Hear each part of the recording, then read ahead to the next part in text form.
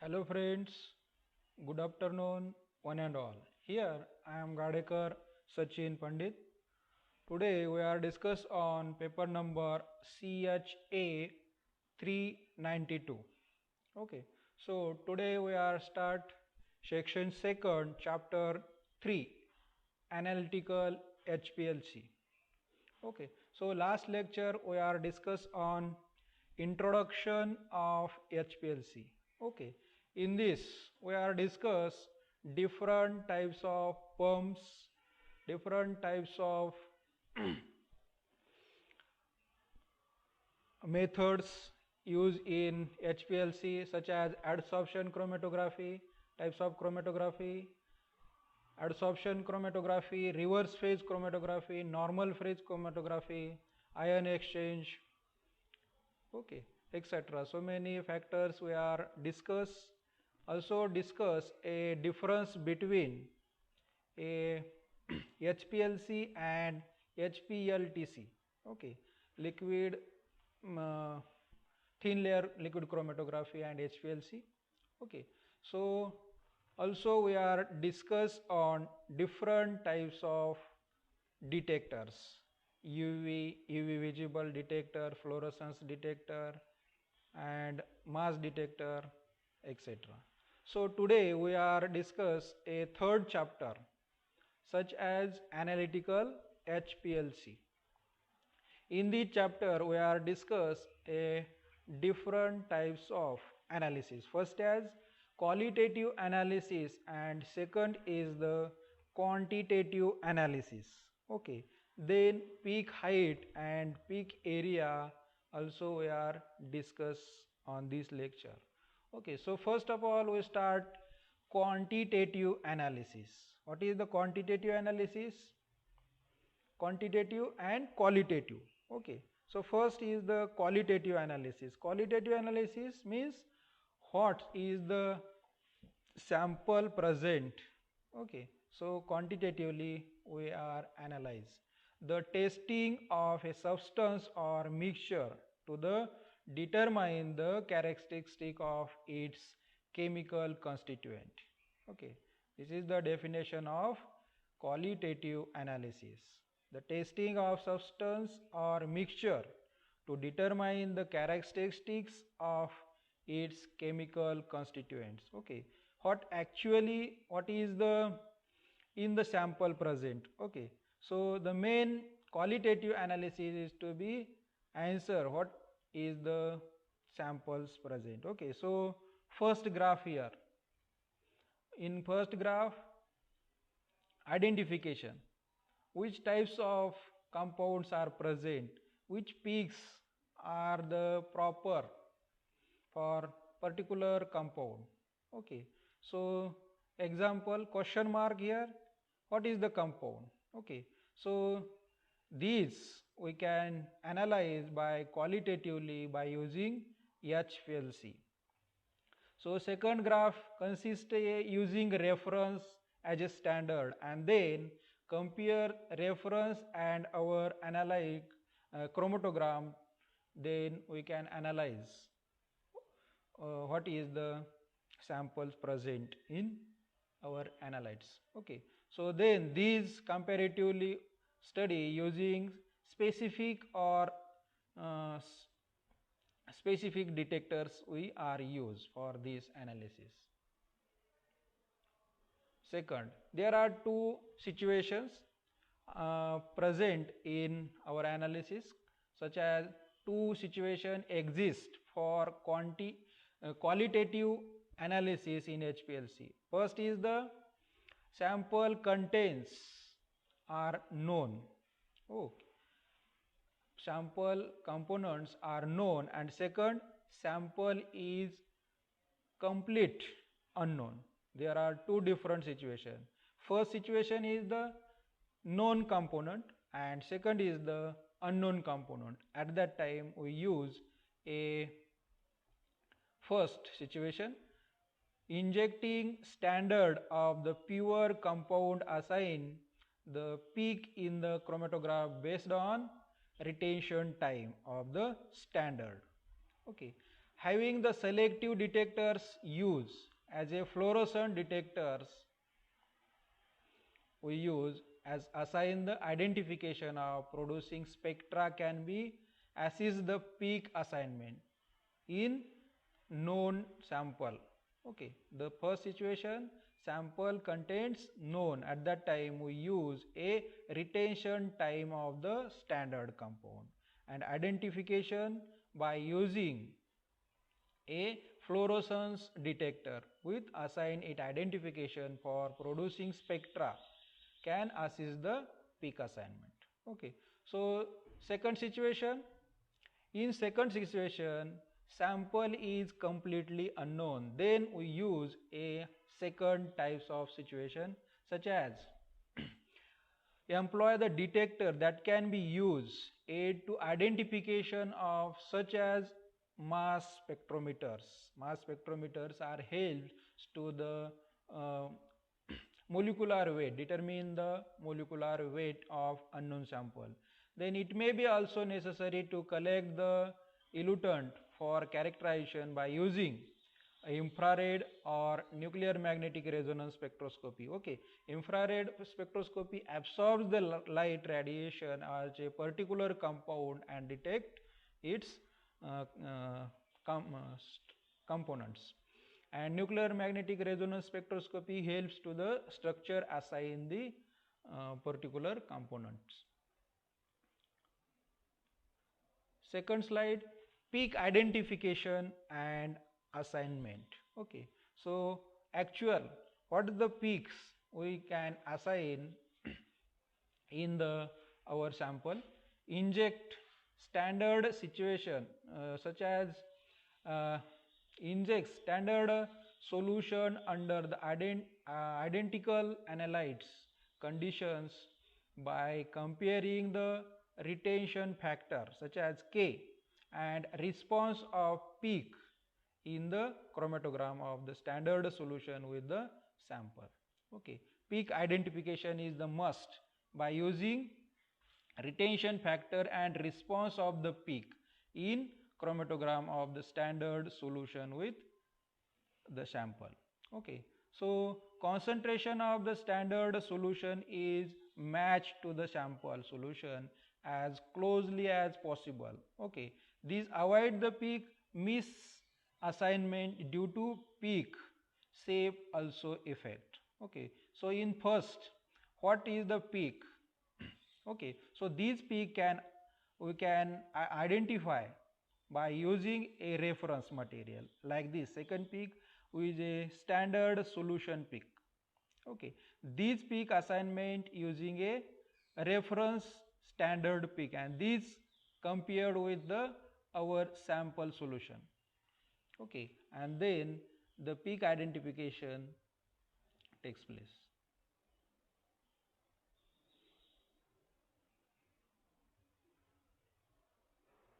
Second, peak identification. So is in these slides we are discuss a peak identification. The detectors and spectrometer can increase the conditions confidence in the peak assignment. Okay, spectrometer can increase confidence in the peak assignment, and detector systems such as diode arrays, UV, PEDA and DAD, different types of detectors we use in this analysis, also use a mass spectrometer.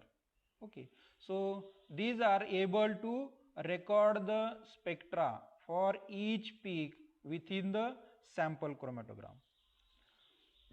The spectra may be recorded in real time. Okay, so the elutant can be directly introduced into the detector system. Okay, last system we are explain the HPLC instrument.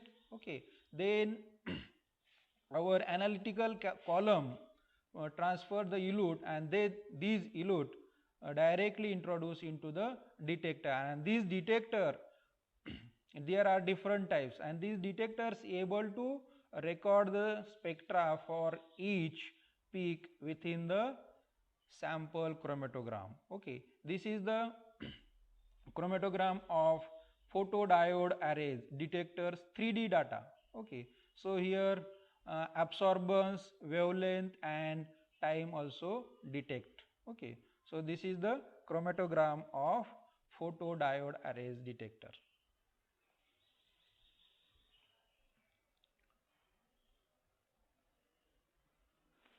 Sample spiping. Sample spiping means the techniques of spiping. A sample involve the addition of a known reference material to sample in order to confirm the identity of one of the sample component peak. Okay.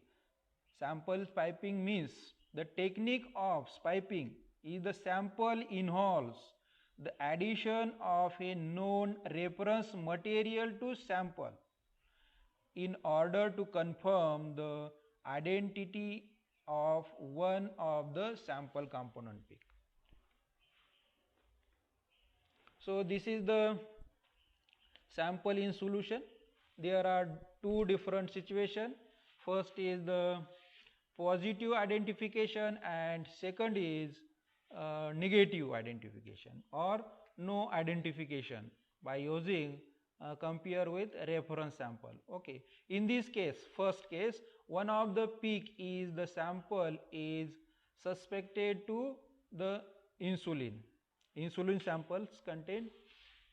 The sample is specked with insulin A approximately the same concentration as the sample component.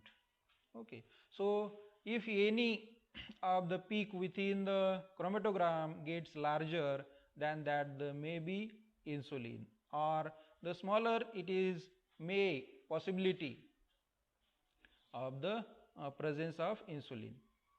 If new chromatographic peak is seen, then if any of the peak develop the shoulders, then it is quickly that any of the peak in the chromatogram is due to insulin within the sample. So first peak is the probability, actual its positive identification or negative identification. Means this highest peak is match with our reference sample, those are the positive identification. So add the reference component with unknown complex and observe response result and the peak chromatograph and telling it's the characteristics of positive identification. Okay, first peak grows and retain the symmetry and retention confirmation of insulin peak. Okay, so this here shown here. Quantitative analysis. Okay, first we are discuss a qualitative analysis with using a reference sample, and here we talking about quantitative analysis. First situation, after the peak have been integrated, then identify. The next step is the analysis with quantification. What is the quantification? It is the chemical analysis designed to determine the amount of or amount and proportions to be the component of substances. Okay, chemical analysis designed to determine the amount or proportions of the component of the substance. Okay, so quantification use a peak area or height to determine the concentration of a compound in the sample. Okay, so that's why we use a peak area and peak height to determine the concentration of a compound in sample. Okay, this can be analyzed for quantitative analysis. So there points of quantitative analysis. Quantitative analysis involves many steps. That's the know the compounds you are analyzing. Know the compounds you are analyzing. And second, establish a method for analyzing sample containing this compound. Second, analyze a sample containing a known concentration, okay, such as standard or compound to obtain a response due to that concentration. Third, analyze the sample containing an unknown concentration of the compound to obtain a response due to the unknown concentration. And last, the compare the response of unknown concentration to the response of the known compound. Okay, first unknown compound and then compare with known compound, response of the known compound, concentration to determine the match of the compound is present. So here chromatographic equipment, there we assign the quantitative analysis. First, here shown the 5 different peaks and its peak height and peak area. So quantitation, how much compounds is present. Okay, so here shaded area, how much compounds are present. First, chromatographic requirements for the quantitation. First requirement is the good chromatographic resolution. Okay, here shown a good chromatographic resolution. Second, response of the compound is within a linear range of the detector. Okay, so next requirement, good peak performance, and last, no peak shoulders be telling, and last, peak symmetry. Okay, so these points are required for quantitation. Here peak height and peak area. Okay, here in graph shows a peak height from the peak apex, and red line indicates the area under the peak, okay, bonded with the peak and the baseline. So first, peak area is specially used. Peak area is specially useful because HPLC peaks may be tell. In this case, because peak heights may vary and area values are more repeatable. Okay, so trace analysis. For the trace analysis, when the peak of interest is very small, use peak height for calculation, and this reduce the error, sustain a small changes in peak start and end the time of variation. So next is the area of the chromatographic peak will be changed in the flow rate change. Area of the chromatographic peak will be changed for the reason of always perform routine monitorings and pump also. The area of chromatographic peak will change and change flow rate, and for this reason is always perform a maintenance on the pump cell, check valve and filters. Okay, as well as pressure also affect the chromatographic peaks, area of the peak area. So both peak height and peak area measures will be irreproducible if injection volume is varies. So here Principle of quantitative analysis. There are 4 principles of quantitative analysis. First is the detectors will produce a response that depends upon the amount of analytes to which is responding. Okay, so some requirements to be must before the quantitative analysis. First is the identity of the components to analyze should be known. Okay, first identity of the components to analyze should be known. Second, best possible separation of the component should be achieved. Separation. Second, standard of known purity should be available, otherwise accuracy may be compromised. That's why we have need a standard known purity. Last, if internal standards are not used, then mobile phase rate and injection volume should be reproducible. This is the principles of quantitative analysis. There are 4 types. Okay, primary methodologies for quantitative analysis. Okay, so here peak, how much quantity of present in analytes.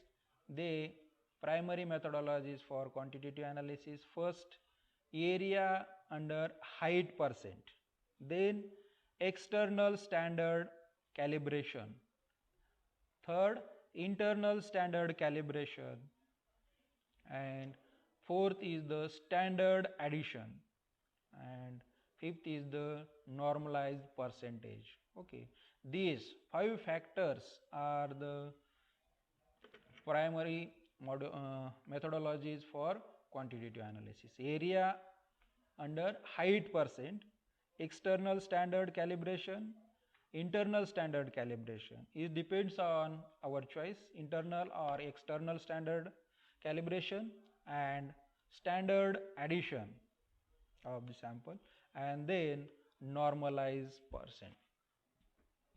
This is the methodologies. Second here, area percent or height percent normalization.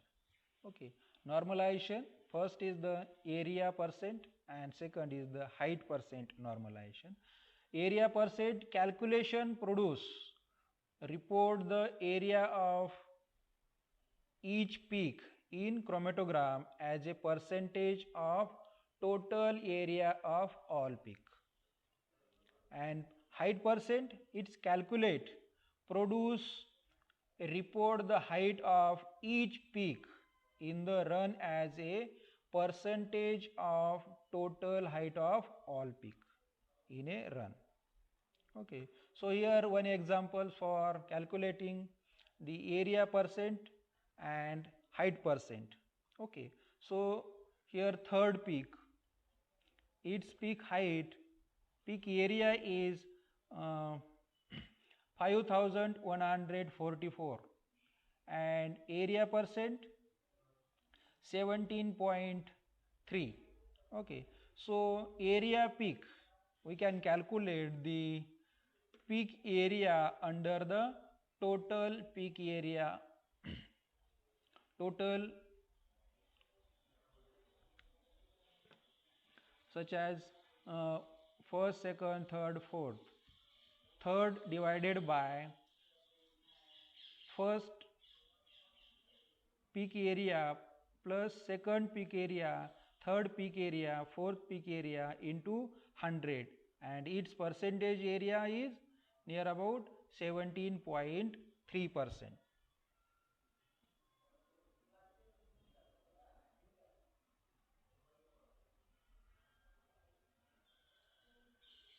So now we are explain the external standard quantitation. external standard quantification. In this, we explain the calibration and unknown sample are analyzed under the same condition. Okay, external standard ESTD. So first is the known concentration, and then concentration C1, C2, C3, C4, and its peak height and peak area is the A1, A2, A3 and A3. Increasing the concentration, increase the area of peak and also peak height increases. Okay, so the external standard method is technique used most frequently to gather quantitative information from the chromatogram. In this case, pure reference substances, and the second is injected in increasing concentration, and the peak area of or peak height obtained are plotted versus the concentration. Okay, so here shown calibration curve. Okay, increasing concentration also increase the peak area. Okay, so peak area as well as peak height increases. So this calibration curve should know the constant slope, and the intercept should be the close to 0 as possible. So this is the calculation of concentration of unknown is equal to the area unknown divided by area known into concentration of known sample. Internal standard analysis, just we are discuss on the external standard analysis. Here explain a internal standard analysis.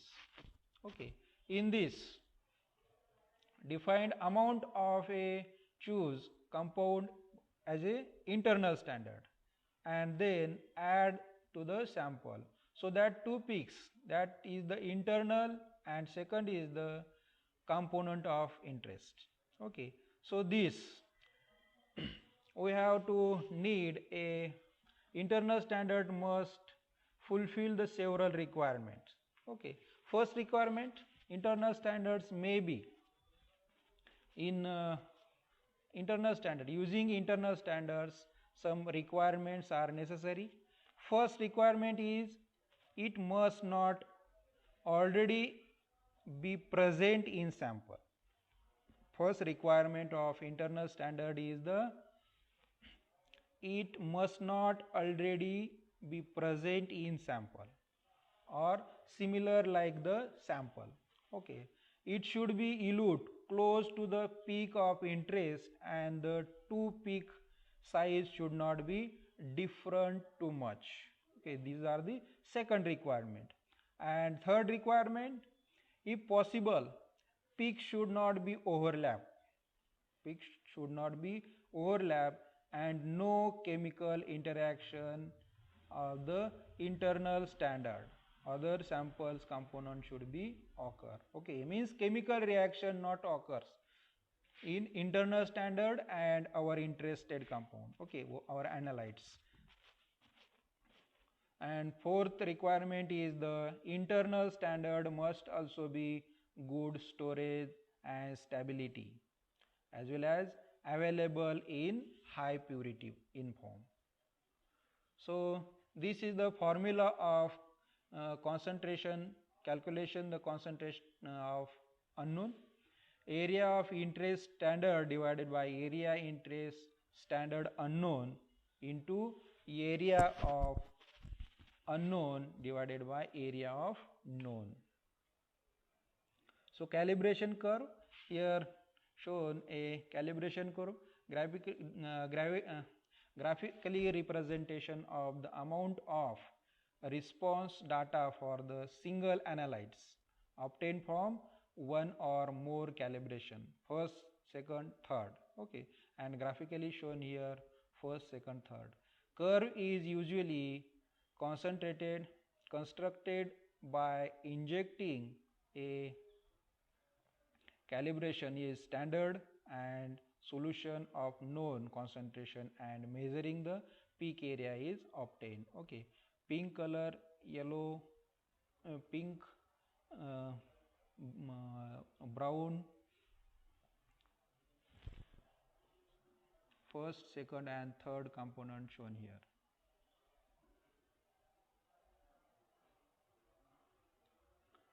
Second, LOD and LOQ, this is the limitation of detection, and third is the limitation of quantification. This is not in our syllabus. Validation and method of validation. Some characteristics of methods of validation. There are different characteristics of validation. It is the ability to measure desired analytes in complex mixture. Second, specificity. Okay, it is the ability to measure desired analyte in a complex mixture. Second, accuracy. It's agreement between the measured and real value. Okay. Third, precision. It is the agreement between series of measurement. And linearity, it is the proportionality of measured value to concentration. And range, it is the concentration interval where method is precise, accurate or linear. Okay, so next is the detection limit. Next characteristics of method validation, detection limit. It is the lowest amount of analytes that can be detected. It must. Second, next is the quantitation limit. It is the lowest amount of analyte that can be measured or quantified. And last is the robustness. Okay, so ability to the remain unaffected by small changes in parameter. And rigidness, producibility under normal but variable laboratory condition. These characteristics is more important for validation method. Okay, so next lecture we are discuss on different types of error, limitation of error and peak. Okay, so thank you for watching this video. Thank you. Have a nice day.